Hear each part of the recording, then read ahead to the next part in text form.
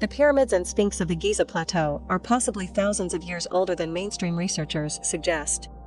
In fact, these ancient structures could well predate the ancient Egyptian civilization by thousands of years. Many researchers indicate there is enough evidence to suggest the Giza Plateau was heavily flooded in the past.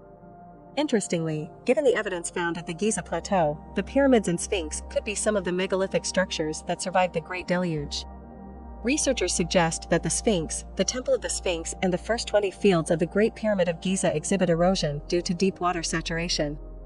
Much has been said about the Great Pyramid of Giza and its mysterious companion, the Great Sphinx. While we still have absolutely no clue as to who erected the Great Pyramid and who managed to carve the Great Sphinx, countless theories have been proposed trying to explain two of the most mysterious constructions ever built on the surface of the planet. While many questions remain unanswered about the Great Pyramid of Giza, we still remained perplexed by the complexity and precision of the incredible ancient structure thousands of years after it was created. How is it possible that thousands of years ago people managed to quarry and transport huge blocks of stone and incorporate them into creating one of the most enigmatic ancient structures on Earth? Perhaps the far greater mystery is how ancient mankind managed to align the Great Pyramid of Giza so precisely. The Great Pyramid of Giza is the most accurately aligned structure in existence and faces true north with only 3/60th of a degree error. Key position of the North Pole moves over time, and the pyramid was exactly aligned at one time. Furthermore, the Great Pyramid is located at the center of the landmass of the Earth. The east-west parallel that crosses the most land and the north-south meridian that crosses the most land intersect in two places on the Earth. One is in the ocean, and the other is the Great Pyramid. According to researchers, in the year 10,450 BC, the Sphinx and the three pyramids were aligned perfectly with the constellation of Orion known as the Orion's Belt. The Great Pyramid contained 4 long interior shafts, which are precisely aligned with specific stars in the sky. The southern ones aligned with Sirius and Orion, and the northern ones aligned with Ursa Minor and Alpha Draconis. However, all of the above isn't as impressive as the fact that apparently the entire landscape of the Giza necropolis, including the pyramids and Sphinx, display signs of erosion. This has led researchers to suggest that certain areas of this mighty necropolis were once submerged under the sea, and a newly discovered fossil makes this theory look a lot more believable. Robert Schoch, an American associate professor of natural sciences at the College of General Studies, has been best known as a proponent of the Sphinx water erosion hypothesis. Dr. Schoch was one of the first researchers to really address the theory that the structures of the plateau are much older than previously thought. In the early 90s, he suggested that the Sphinx was thousands of years older than archaeologists believed, dating back to 5000 to 9000 BC. This suggestion was based on erosion pattern of water found at the monuments and the surrounding rocks. However, Dr. Robert Schoch isn't the only one to suggest that we are looking at evidence that these ancient structures were once submerged. Archaeologist Sharif El-Morsi, who has worked extensively on the Giza Plateau for over 2 decades, suggests that the Giza Plateau was once flooded by a surge. The temple site of Menkaure, in particular, may have been a former lagoon when the sea level covered the necropolis, the Sphinx, the complex of temples and other monuments of the area. In an article published on the Jigel Research website, Mr. Morsi stated the following. El-Morsi believes the flooding was quite significant, peaking at about 75 meters above current sea level and creating a coastline spanning to the Khafre enclosure near the Sphinx at the Temple of Menkaure.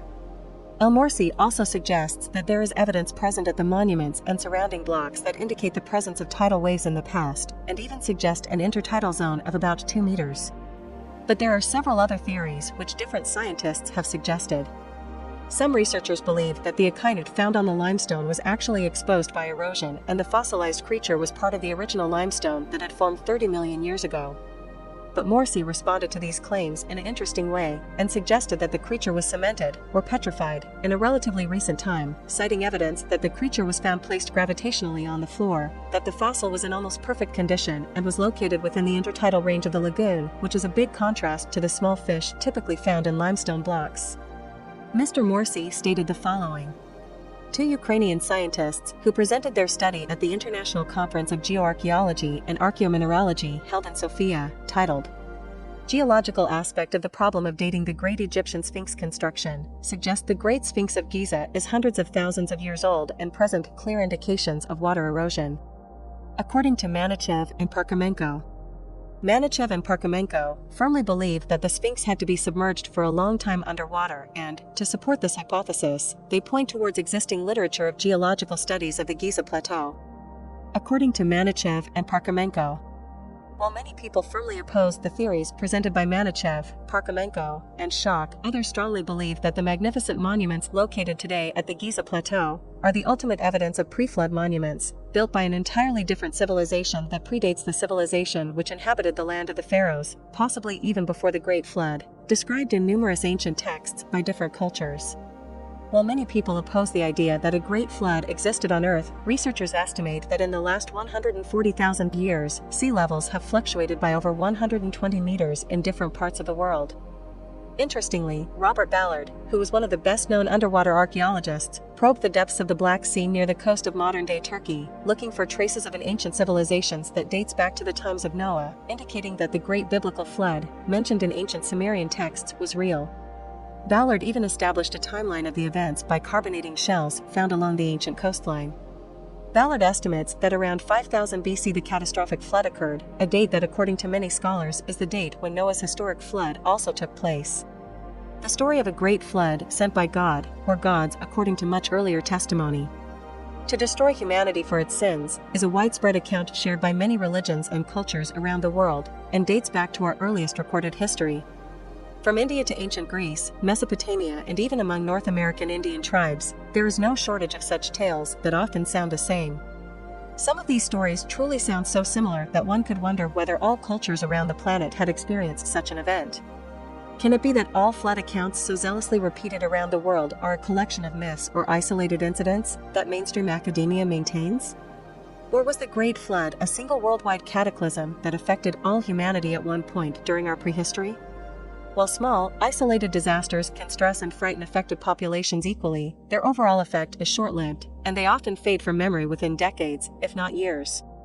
In the case of the Great Flood, however, we have a story that seems to have no boundaries and one that every culture insists on its worldwide nature.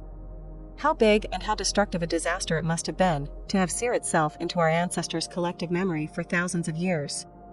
Judging by the shared testimony, this must not only have been an event that affected everyone simultaneously, but in order for it to have become a permanent fixture in the human psyche, it must have been an experience that persisted not only for days or months, but for several generations.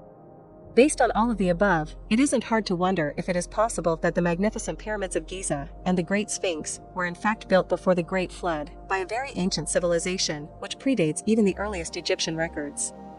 Perhaps they were even built before Egypt was a desert, and even before the dawn of man as we know it. Thank you for watching. Make sure to subscribe, like, and share. Click the notification button to be notified about our next video.